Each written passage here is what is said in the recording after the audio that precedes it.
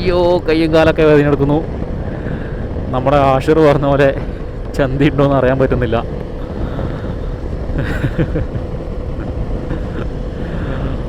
ഉമ്മാരൊക്കെ full വൈബിലാണ്. വിശപ്പും ദാഹമൊന്നും ഇല്ലയെന്ന് തോന്നുന്നുണ്ട്.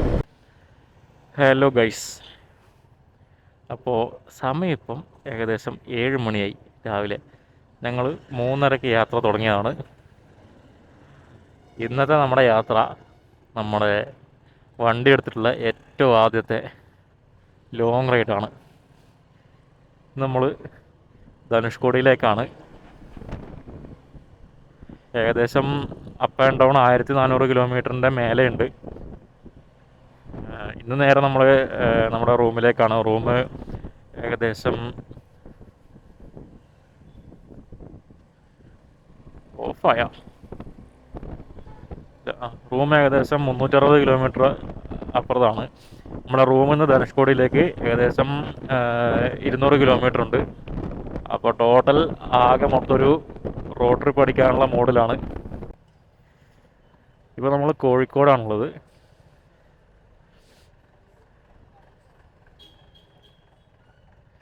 ഞാൻ പ്ലാൻ ചെയ്തുകൊണ്ട് ഇവന്മാർ എന്നെ പിടിച്ച് കോർഡിനേറ്ററാക്കി. ഇതാണ് കേട്ടോ നമ്മുടെ ക്രൂയിസ് കൺട്രോൾ. ഞാൻ ഇതിൻ്റെ വർക്കിംഗ് നിങ്ങൾക്ക് ഞാൻ കുറച്ച് കഴിഞ്ഞിട്ട് ഹൈവേന്ന് കാണിച്ചു തരാം. സംഭവം കൊള്ളാം. പക്ഷേ നമുക്ക് ലെഫ്റ്റ് സൈഡ് പുള്ളിങ് ഉള്ളതുകൊണ്ട് അത് മുഴുവനായിട്ട് അങ്ങ് എൻജോയ് ചെയ്യാൻ പറ്റുന്നില്ല. പക്ഷേ ഇടയ്ക്കിടയ്ക്ക് നമുക്ക് വലത്തെ കൈക്ക് റെസ്റ്റ് കൊടുക്കാൻ പറ്റും. അപ്പോൾ ഗൈസ്, നമ്മളിപ്പോൾ നമ്മുടെ ത്രോട്ടിൽ ലോക്ക് ഓണാക്കിയിരിക്കുകയാണ്. അപ്പോൾ ഒരു മാക്സിമം 60 വരെയൊക്കെ പോകുന്നതാണ് ഇപ്പോൾ സേഫ്. കാരണം നമ്മുടെ ബാക്കിൽ ലഗേജ് ഉണ്ട്. അപ്പോൾ ലഗേജിൻ്റെ വെയിറ്റ് കാരണം ഫ്രണ്ട് കുറച്ച് പൊങ്ങിയിട്ടാണുള്ളത്. അങ്ങനെ വരുന്നതുകൊണ്ട് ഞാൻ കാണിച്ചു തരാം. കൈവിട്ട് കഴിഞ്ഞാൽ ഹാൻഡിൽ ചെറുതായിട്ട് വോബിൾ ചെയ്യുന്നത് നിങ്ങൾക്ക് കാണാൻ പറ്റുന്നുണ്ടാവും. അപ്പോൾ അതൊരു ഡേഞ്ചറാണ്. ശരിക്കും ഇതിൻ്റെ വർക്കിംഗ് എങ്ങനെയാണെന്ന് വെച്ചാൽ, നമ്മൾ ത്രോട്ടിൽ വേണ്ട സ്പീഡ് സെറ്റ് ചെയ്തതിന് ശേഷം ജസ്റ്റ് ഇങ്ങനെ പുഷ് ചെയ്ത് ഇത് ലോക്ക് ചെയ്താൽ RPM സെറ്റായി. ആ RPM അങ്ങ് പോയിക്കോളും. ഞാൻ നിങ്ങൾക്ക് നമ്മുടെ കൂടെയുള്ള വണ്ടികൾ ഏതൊക്കെയാണെന്ന് കാണിച്ചു തരാം. അവന്മാർ നല്ല പോക്കാണ് പോകുന്നത്. ഏറ്റവും മുന്നിൽ സ്പ്ലെൻഡറാണ് ഉള്ളത്. നമ്മളെ സ്പീഡ് നിങ്ങൾക്ക് നോക്കിയാൽ മനസ്സിലാവും. ഓക്കെ, ഇപ്പം നമ്മൾ 85-ലാണ് ക്രൂസ് ചെയ്തുകൊണ്ടിരിക്കുന്നത്. അപ്പോൾ നമ്മുടെ മാപ്പിൽ കാണുന്നത് 76 കിലോമീറ്ററാണ്. ഈ മാപ്പ് കാൽക്കുലേറ്റ് ചെയ്യുന്നത് എങ്ങനെയാണെന്ന് എനിക്കറിയില്ല. അപ്പോൾ ഇതിനകത്ത് ഏറ്റവും ആക്യുറേറ്റ് ആയിട്ടുള്ളത് ഏതാണെന്ന് നിങ്ങൾക്ക് അറിയെങ്കിൽ നിങ്ങൾ ജസ്റ്റ് ഒന്ന് കമൻ്റായിട്ട് ഇടുക. ഞാൻ മുന്നേ കാറിൽ പോയ സമയത്ത് ഇങ്ങനെ ടെസ്റ്റ് ചെയ്തിട്ടുണ്ടായിരുന്നു. അപ്പോൾ കാറിലും അങ്ങനെ തന്നെയാണ്. ഏകദേശം 10 കിലോമീറ്ററിൻ്റെ ഡിഫറൻസും മാപ്പിലുണ്ടായിരുന്നു. എനിക്ക് പേഴ്സണലായി തോന്നുന്നത് ആക്യുറേറ്റ് സ്പീഡോമീറ്ററും മാപ്പിൻ്റെത് വേറെ എന്തോ ഒരു രീതിയിൽ സെൻസ് ചെയ്യുന്നതായിട്ടാണ് എനിക്ക് തോന്നിയത്. നല്ല അടിപൊളി വ്യൂ ആണ്. അവന്മാർ കത്തിച്ച് വിടുകയാണ്. നമുക്ക് പിടിക്കാം.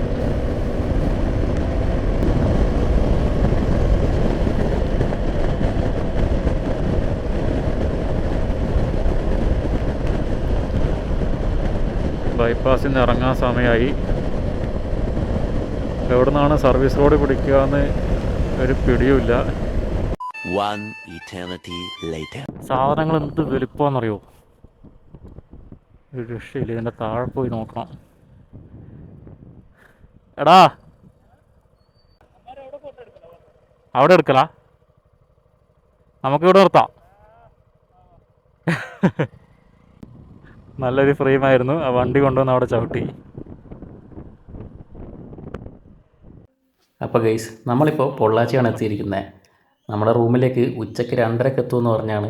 ഇപ്പം സമയം ഏകദേശം 2 മണി കഴിഞ്ഞിട്ടുണ്ട്.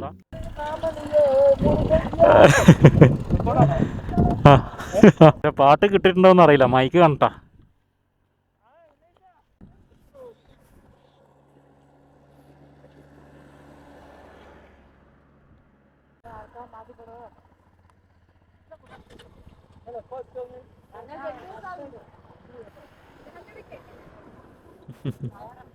അവർ പഴനിയിൽ നടന്നു പോകുന്നവരാണ്.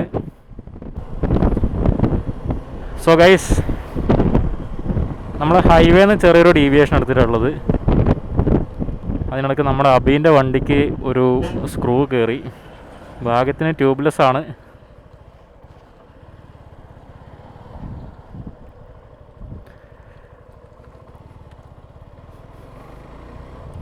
നമ്മുടെ ടയർ ഏകദേശം 30% അങ്ങനെ ബാക്കിയുള്ളൂ.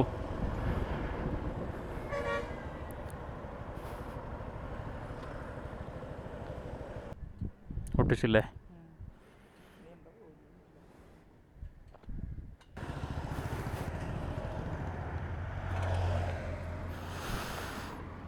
ടയർ ശരിക്കും തീർന്നു ഗൈസ്.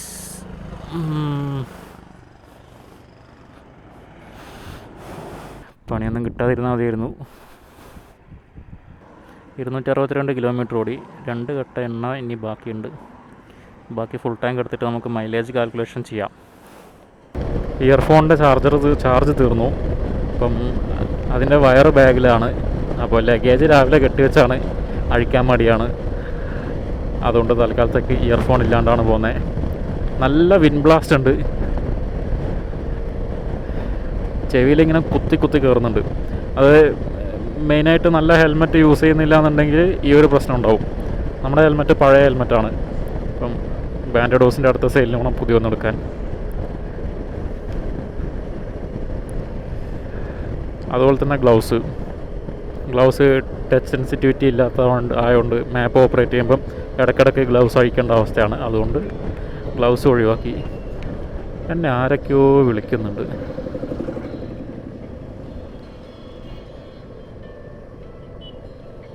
സോ ഗൈസ്, നമ്മുടെ സ്ക്രാംബ്ലർ 400 പിന്നെയും കാണാതായി. നമ്മളൊരു ഈ കാണുന്ന പോയിന്റിൽ മീറ്റ് ചെയ്യാൻ പറഞ്ഞിട്ടുണ്ട്. അപ്പോൾ പുള്ളി വേറെ ഏതോ ആൾട്ടർനേറ്റ് റൂട്ടിലാണ് ഉള്ളത്. അവിടെ നിന്ന് ഇങ്ങോട്ടേക്ക് വരണം. അയ്യോ, കയ്യും കാലൊക്കെ വേദനയെടുക്കുന്നു. നമ്മുടെ ആഷിർ പറഞ്ഞ പോലെ ചന്തി ഉണ്ടോയെന്ന് അറിയാൻ പറ്റുന്നില്ല.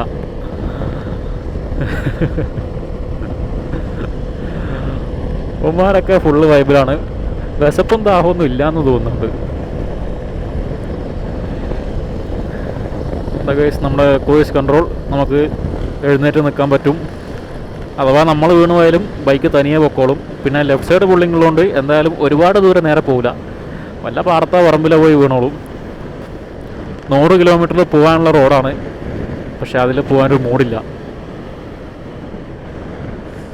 എല്ലാവരും നമ്മളെ തന്നെ നോക്കി നിൽക്കുന്നുണ്ട്. മുന്നിലോ ബാക്കിലോ ഒന്നും വണ്ടിയില്ല. ഇവന്മാരൊക്കെ വൈബ് പിടിക്കാനും കാറ്റ് പിടിക്കാനും എഴുന്നേറ്റ് നിൽക്കുന്നതല്ല. ഇവന്മാരൊക്കെ ചന്തി അതിനടുത്ത് എണീറ്റ് നിൽക്കുന്നതാണ്. നമ്മൾ സിനിമയിലൊക്കെ കാണുന്ന പോലെ ഉള്ള പണ്ടത്തെ സീരിയലിലൊക്കെ നമ്മൾ കാണൂല, ഒരു പാമ്പിൻ്റെ ചെതൽപ്പുറ്റും അതിന് ചുറ്റും പാമ്പിൻ്റെ ചെതൽപ്പുറ്റല്ല, ഒരു ചെതൽപ്പുറ്റ് പോലത്തൊരു സാധനവും അതിൻ്റെ ഉള്ളിൽ എവിടെയെങ്കിലുമൊക്കെ പാമ്പുണ്ടാവും. പിന്നെ ചിലതിലൊക്കെ അതിൽ വൈഡൂര്യം ഉണ്ട്, അതിൽ കൈയിട്ട പാമ്പ് കൊത്തുന്നൊക്കെ പറഞ്ഞിട്ട് നമ്മൾ പണ്ടത്തെ സീരിയലിലും സിനിമയിലൊക്കെ കണ്ടിട്ടുണ്ടാവും. അതിൻ്റെ പുറത്ത് വിളക്കൊക്കെ കത്തിച്ച ആൾക്കാർ പ്രാർത്ഥിക്കുന്നൊരു സെറ്റപ്പ്. അപ്പോൾ ആ സംഭവം ഇപ്പം ഇവിടെ ഞാൻ കണ്ടു. ഞാൻ ആദ്യമായിട്ടാണ് കാണുന്നത്. ഞാൻ ചെറുപ്പത്തിൽ കുഞ്ഞായിരുന്നപ്പോൾ ഒരു സീരിയലിൽ കണ്ടതാണ്.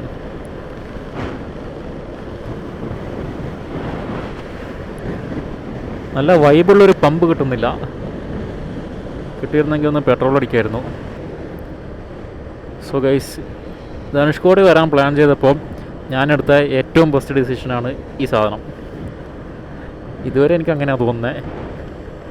കാരണം അല്ലെങ്കിൽ കൈയും കൂടെ ടയർഡാവുമായിരുന്നു. നമ്മുടെ ഈ സാധനമൊക്കെ പോയി. ഗ്ലൗസ് ഉണ്ട്, പക്ഷേ ചൂട് കാരണവും അതുപോലെ ടച്ച് സെൻസിറ്റിവിറ്റി ഇല്ലാത്തതുകൊണ്ടും അത് അഴിച്ചു വെച്ചിട്ടുള്ളത്. നമുക്ക് സ്പീഡൊന്ന് കൂട്ടിയേക്കാം.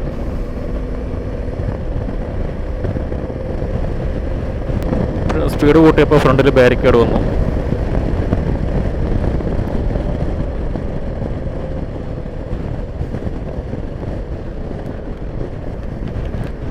മീറ്റ് ചെയ്യാൻ പറഞ്ഞ പോയിൻ്റ് എത്തി. പുള്ളി ഇവിടെ വരാമെന്നാണ് പറഞ്ഞത്.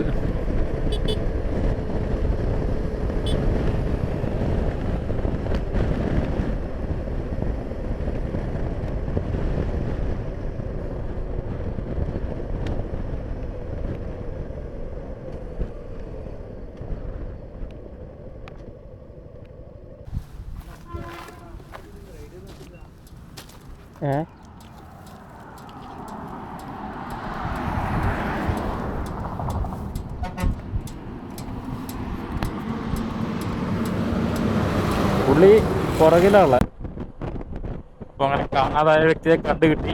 നമ്മുടെ യാത്ര കണ്ടിന്യൂ ചെയ്യാണ്. ഞാൻ പറയുന്നത് നിങ്ങൾക്ക് കേൾക്കുന്നുണ്ടോയെന്ന് അറിയില്ല.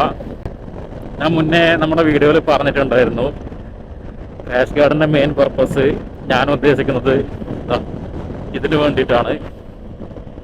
ലോങ് പോകുന്ന സമയത്ത് അതിനെ വരെ കാല് വെച്ച് റെസ്റ്റ് ചെയ്യാം.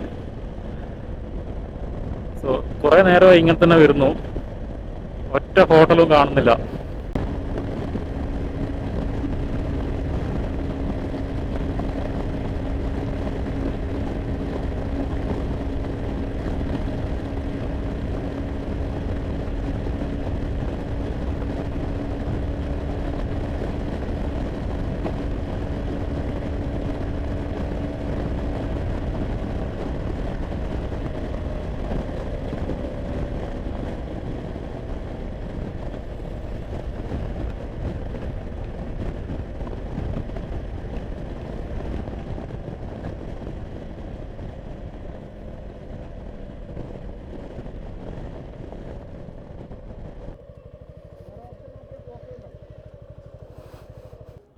നല്ല കിടിലൻ റോഡല്ലേ. ഭക്ഷണമൊക്കെ കഴിച്ചു. സമയം ഇപ്പം കറക്റ്റ് 5 മണിയായി. നമ്മുടെ പെട്രോള് തീരെ കുറവാണ്, ഒരു കട്ടയേ ഉള്ളൂ. അതെപ്പോൾ വേണമെങ്കിലും തീരാം, കാരണം ഒരു കട്ടയായിട്ട് ഒരുപാട് സമയമായി. ഒരു പമ്പുണ്ട്, താഴെ കൂടെ തന്നെ കയറാം.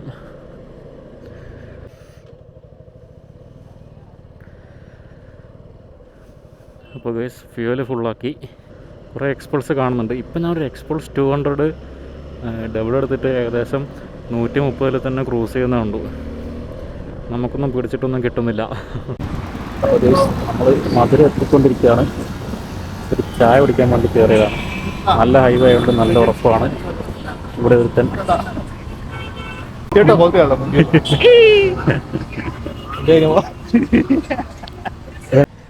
ഗൈസ് ഗൂഗിൾ മാപ്പ് നോക്കിയിട്ട് വന്നതാണ്. നാഷണൽ ഹൈവേയിൽ ട്രാഫിക് ഉണ്ടെന്ന് പറഞ്ഞിട്ട് കയറാൻ പറഞ്ഞാണ്.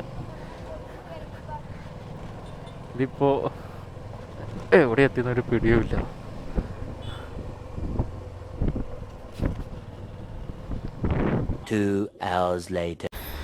അപ്പോൾ ഗൈസ് നമ്മൾ റൂമെത്തി. രാവിലെ നേരത്തെ എണീക്കണം. തൽക്കാലത്തേക്ക് നമ്മൾ പുതിയ ഡിസ്ക് ലോക്കൊക്കെ വാങ്ങിയിട്ടുണ്ട്. ലോക്ക് ചെയ്യാൻ വേണ്ടി വന്നപ്പോഴാണ് ഞാൻ ട്രയംഫിൻ്റെ ഒരു സംഭവം കണ്ടത്. നിങ്ങൾക്ക് മുന്നേ അറിയുന്നുണ്ടാവും, എനിക്കിപ്പോൾ അറിഞ്ഞത്. ഇത് നമ്മുടെ കാറിൻ്റെയൊക്കെ ലൈറ്റ് കത്തുന്ന പോലെ ഇതിൻ്റെ ലൈറ്റ് എപ്പോഴും ഇങ്ങനെ കത്തിക്കൊണ്ടിരിക്കും. കണ്ടോ, ഒരു കിടിലൻ ഫീച്ചറാണ്. എനിക്കത് വല്ലാതെ ഇഷ്ടപ്പെട്ടു. നമ്മുടെ വണ്ടിക്കൊക്കെ അങ്ങനെ കത്തുന്നുണ്ടെങ്കിൽ അത് കൂളായിരിക്കും. നിങ്ങൾക്ക് ഞാൻ വേറൊരു കാര്യം കൂടെ കാണിച്ചു തരാം. ക്യാമറ പറയുന്ന കേട്ടോ. ഒറ്റയ്ക്ക് നിന്നപ്പോൾ ഞാൻ കുറച്ച് മുന്നേ പേടിച്ചു പോയി. ഒന്നാമത് ഇവിടെ ഒരു ഒറ്റപ്പെട്ട സ്ഥലവും ഒരു തണുത്ത കാറ്റൊക്കെയാണ്. അതിൻ്റെ കൂടെ ഇതിങ്ങനെ പറഞ്ഞുകൊണ്ടേയിരിക്കും. കോമഡിയാണ്. മേലെ രണ്ടാമന്മാർ പേടിച്ചറണ്ടിരിക്കുകയാണ്. നമ്മുടെ രോമാഞ്ചത്തിലുള്ള പോലത്തെ ഒരു വീടാണെന്നും പറഞ്ഞിട്ട് കണ്ട ഓക്കെ. സമയം ഇപ്പം 5:45. 5:30 ഇറങ്ങണമെന്ന് വിചാരിച്ചാണ്. അപ്പോൾ കുറച്ച് ലേറ്റ്, പക്ഷേ കുഴപ്പമില്ല. നമുക്ക് എന്തായാലും ഒരു ഉച്ചയ്ക്ക് 3 മണിക്ക് ശേഷം ധനുഷ്കോടി എത്തിയാൽ മതി. അതിന് മുന്നത്തെ ഫുള്ള് വെയിലായിരിക്കും.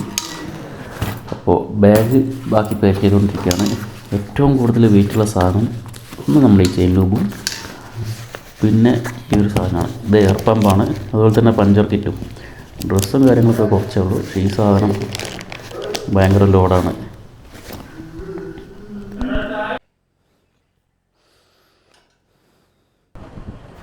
ഇത് ഇവിടുത്തെ ഒരു ലോക്കൽ ഏരിയ ആണ്. നേരിട്ട് കാണുന്ന സമയത്ത് നമ്മൾ വിജയുടെ ചില പഴയ പടങ്ങളൊക്കെ കണ്ടില്ലേ, ആ ഒരു ഫീല് തരുന്ന സ്ഥലമാണ്. സ്ഥലം എന്തായാലും കൊള്ളാം. അമ്പലത്തിലെ പാട്ടും. ഈ ഓട്ടോയിൽ പന്നികളാണുള്ളത്, പാവം. അപ്പോൾ നമ്മൾ മധുര മീനാക്ഷി ടെമ്പിളിലേക്ക് എത്തിക്കൊണ്ടിരിക്കുകയാണ്. ഈ ഏരിയയിൽ കടന്നപ്പോൾ തന്നെ കംപ്ലീറ്റ് സ്മെല്ല് മാറി. ഒരു ചന്ദനത്തിൻ്റെയും കളവത്തിൻ്റെയൊക്കെ ഒരു സ്മെല്ലാണ്.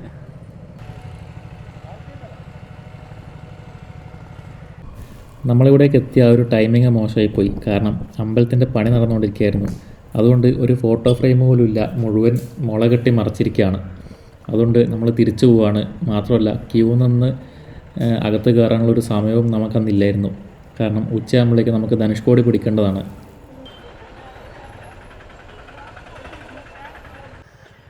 അപ്പോൾ ഗൈസ് നമ്മളങ്ങനെ ഭക്ഷണം കഴിച്ചു. വണ്ടി ഇവിടെ ബ്ലോക്കാണ്.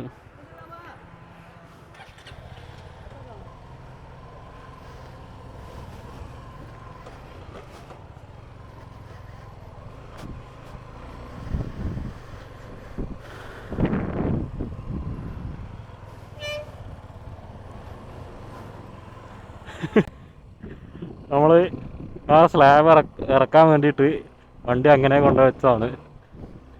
പക്ഷേ സെക്യൂരിറ്റി പറഞ്ഞിട്ട് അവനെ മറ്റേ വഴിക്ക് വിട്ടു. മിസ്സായിപ്പോയി പാവം. അപ്പോൾ ഗൈസ്, റോഡ് ടു രാമേശ്വരം ഒരു 169 കിലോമീറ്റർ ഒരേ റോഡാണ്. നല്ല വൈബായിട്ട് ഹൈവേ എക്സ്പ്ലോർ ചെയ്യാം. ഫാമിലിയായിട്ടും ഫ്രണ്ട്സായിട്ടും കാറിലൊക്കെ വരാൻ അടിപൊളിയായിട്ടുള്ള ഹൈവേ ആണ്. കാരണം തമിഴ്നാട്ടിലെ ഹൈവേകൾ എന്ന് പറഞ്ഞാൽ ജസ്റ്റ് നമ്മുടെ റോഡുകൾ മാത്രമല്ല, സൈഡിൽ ഒരുപാട് കാണാനുണ്ട്. ശരിക്കും എൻജോയ് ചെയ്തിട്ടാണ് വണ്ടി ഓടിക്കുന്നത്. ഇന്നലത്തെ ചെറിയ ചെറിയ ടയർഡ്നെസ് ഉണ്ട്, പക്ഷേ അതൊന്നും വലിയ കാര്യമുള്ള കാര്യമല്ല. ശരിക്ക് സമയം പോകുന്നത് അറിയുന്നില്ല. അത്രയും നല്ലൊരു എക്സ്പീരിയൻസ് ആണ്.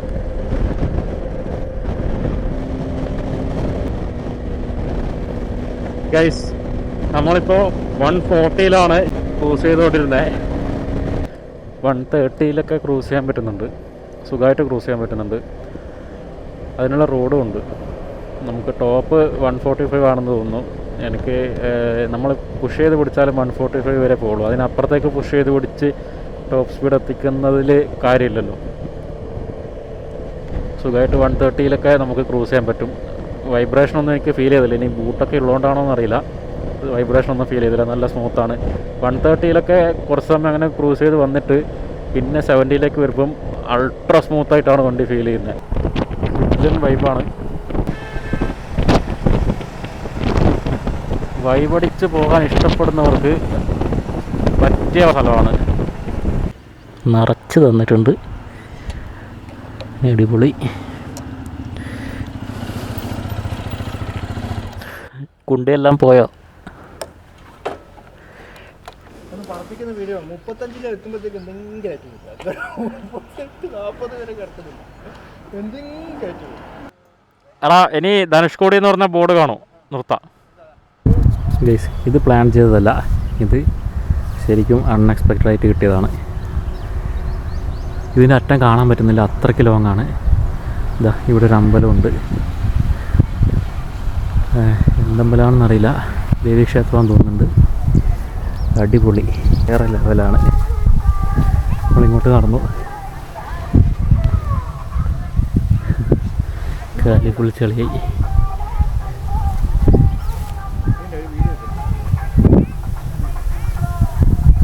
അപ്പോൾ ഗൈസ്, ധനുഷ്കോടിയിലേക്ക് ഇനി 85 കിലോമീറ്ററാണ് ബാക്കിയുള്ളത്.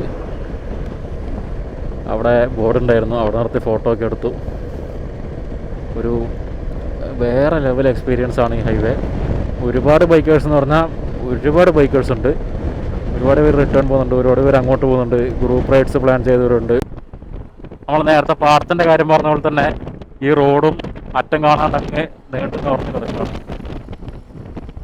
നമുക്ക് എക്സ്പൾസിൽ കൊടുത്തിട്ടുണ്ട്, വീഡിയോ എടുക്കും.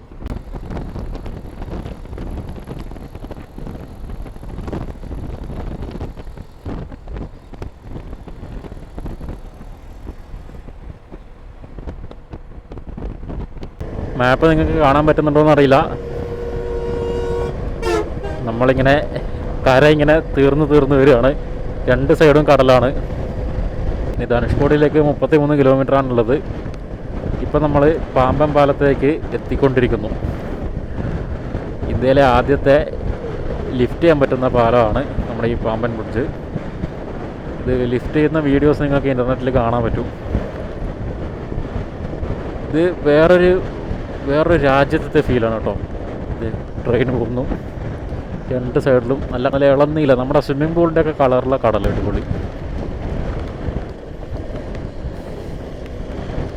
കുറേ ബോട്ട് കാണാൻ പറ്റുന്നുണ്ട്. അതുപോലെ അതിനനുസരിച്ച് നല്ല ക്രോസ് വിൻസും ഉണ്ട്.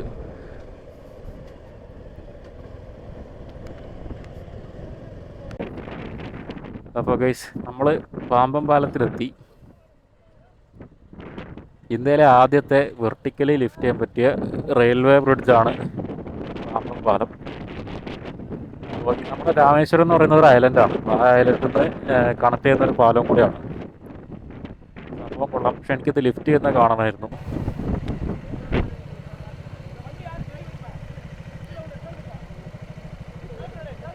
അത് നിർത്തി ബ്ലോക്ക് ചെയ്തിട്ടു. സ്റ്റേഷനിൽ പോകാനാണ് പറയുന്നത്. എനിക്ക് തോന്നുന്നത് അത് എനക്ക് തോന്നുന്നു ബാക്ക് കൊണ്ടേ അടിച്ചാന്ന് തോന്നുന്നു വണ്ടി. നന്നായിട്ട് വിശക്കുന്നുണ്ട്. നമ്മൾ ഏകദേശം ഇനി 10 കിലോമീറ്റർ ധനുഷ്കോടിയിലേക്കുള്ളൂ. അപ്പോൾ നല്ലൊരു ഹോട്ടൽ എനിക്ക് കിട്ടുമോ എന്നറിയില്ല. സാധ്യത വളരെ വളരെ കുറവാണ്. ഇനി ഡെസ്റ്റിനേഷനിലേക്ക് എത്താൻ 8 കിലോമീറ്ററും കൂടെ ഉള്ളൂ.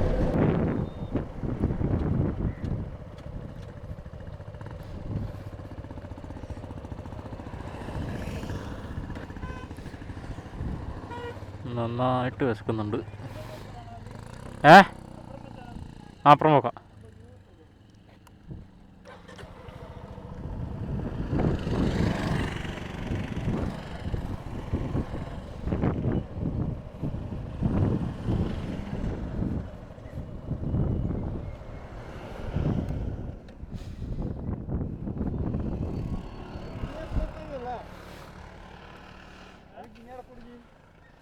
അമ്മേ, ട്രാഫിക്കാണ്. ബൈക്കേഴ്സിനെ അല്ലാതെ വേറെ കേരള വണ്ടിയൊന്നും കാണുന്നില്ല. ഇപ്പോൾ ഗൈസ്, നമ്മൾ എത്തിയിട്ടില്ല, ഇനിയും പോകാനുണ്ട്. അടിപൊളി. അതെന്തായാലും എനിക്കിഷ്ടപ്പെട്ടു. നിങ്ങൾക്ക് മഴവില്ല് കാണാൻ പറ്റുന്നുണ്ടോ എന്നറിയില്ല. ഞാൻ ഒന്നും കൂടെ നോക്കിയിട്ടൊന്ന് ക്ലിയറായിട്ട് കാണിച്ചു തരാം. ഗൈസ്, അതാണ് മഴവില്ല്. ശരിക്കും പ്രോപ്പർ ഷേപ്പിൽ ഞാൻ ആദ്യമായിട്ടാണ് കാണുന്നത്. സംഭവം കൊള്ളാം. നിങ്ങൾക്കിത് കാണുന്നുണ്ടോ എന്നറിയില്ല. എന്തായാലും എനിക്കിത് കറക്റ്റായിട്ട് കാണുന്നുണ്ട്. ഓക്കെ, നമ്മുടെ ടീം അങ്ങ് മുന്നിലെത്തി. നമുക്ക് അങ്ങോട്ടേക്ക് വിടാം. മണ്ണ് നനഞ്ഞ ആ ഒരു സ്മെല്ലൊക്കെ കിട്ടുന്നുണ്ട്. ഓ, അടിപൊളി. ക്രോസ് വിൻസ് ആയതുകൊണ്ട് തന്നെ ഞാൻ പറയുന്നതൊന്നും ക്യാമറയിൽ കേൾക്കുന്നുണ്ടായിരുന്നില്ല. ഇപ്പം ധനുഷ്കോടിയുടെ സ്റ്റോറി എന്താണെന്ന് വെച്ചാൽ 1964 വരെ ഏതൊരു ടൗണും പോലെ തന്നെ ധനുഷ്കോടിയിലും ആൾത്താമസം ഉണ്ടായിരുന്നു. അമ്പലങ്ങളും പള്ളികളും സ്കൂളുകളൊക്കെ ഉണ്ടായിരുന്നു.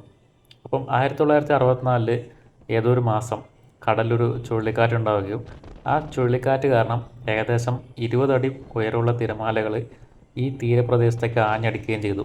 അപ്പം ആ തിരമാലകൾ മതിയായിരുന്നു ഈ ചെറിയൊരു ടൗണിനെ മുഴുവനായിട്ടും കടലിലേക്ക് കൊണ്ടുപോകാൻ വേണ്ടിയിട്ട്. അപ്പം അന്ന് മുതൽ ധനുഷ്കോടി അറിയപ്പെടുന്നത് ഗോസ്റ്റ് ടൗൺ എന്നുള്ളൊരു പേരിലാണ്. അപ്പോൾ അതിന് ശേഷം 6 മണിക്ക് ശേഷം ആരെയും ധനുഷ്കോടിയിൽ നിൽക്കാൻ അനുവദിക്കുന്നില്ല. കാരണം വൈകുന്നേരം തന്നെ നമ്മൾ പോയി കഴിഞ്ഞാൽ നമുക്ക് മനസ്സിലാവും. ഒരു 3:30-4 മണിക്കൊക്കെയാണ് നമ്മൾ എത്തുന്നതെങ്കിൽ കടലിലെ വെള്ളം കുറച്ചും കൂടെ താഴെയായിരിക്കും. 6 മണിയോടടുപ്പിച്ച് കടലിലെ വെള്ളം വേലിയേറ്റം ഉണ്ടായി പൊങ്ങി വരുന്നത് നമുക്ക് ശ്രദ്ധിക്കാൻ പറ്റും. അപ്പോൾ ഇപ്പോഴും എപ്പോൾ വേണമെങ്കിലും രാത്രി കടലിൽ വല്ല കാറ്റോ മറ്റോ ഉണ്ടാവാനും അതുപോലെ തന്നെ തീരത്തേക്ക് പഴയ പോലെ തന്നെ തിരമാലകൾ ആഞ്ഞടിക്കാനും സാധ്യതയുള്ളത് കൊണ്ടായിരിക്കാം ചിലപ്പോൾ അവിടെ 6 മണിക്ക് ശേഷം ആരെയും നിൽക്കാൻ പോലും അനുവദിക്കാത്തത്. അപ്പോൾ guys, welcome to the last land of India. നമ്മളങ്ങനെ ധനുഷ്കോടിയിലേക്ക് എത്തിയിരിക്കുകയാണ്. നമ്മുടെ ഡ്രീം റൈഡുകളിൽ ഒരു റൈഡാണിത്. നമ്മളിവിടെ എത്തിച്ചേർന്ന സമയം നല്ല പീക്ക് ടൈമായിരുന്നു. മാത്രമല്ല അന്ന് സൺഡേ ആണ്. ഉച്ചയ്ക്ക് മുന്നേ എത്തണമെന്ന് പ്ലാൻ ചെയ്തിട്ടും നമ്മൾ എത്തിയത് ഒരു 3:30-ക്ക് ശേഷമാണ്. അതുകൊണ്ടാണ് ഇത്രയും റഷ് നമുക്ക് ഫേസ് ചെയ്യേണ്ടി വന്നത്. ധനുഷ്കോടി ടുഡേ നമ്മൾ വിചാരിച്ചൊരു രീതിയിലല്ല കാര്യങ്ങൾ നടന്നതെങ്കിലും ഇത് നമ്മളെ ഹാപ്പിയാണ്. കൂടുതൽ ഇന്ന് കുറച്ച് ലീവുള്ള 3 ദിവസമായതുകൊണ്ട് അതെ.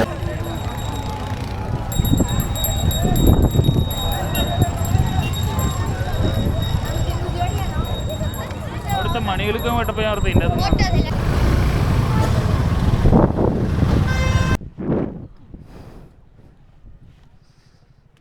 അയ്യോ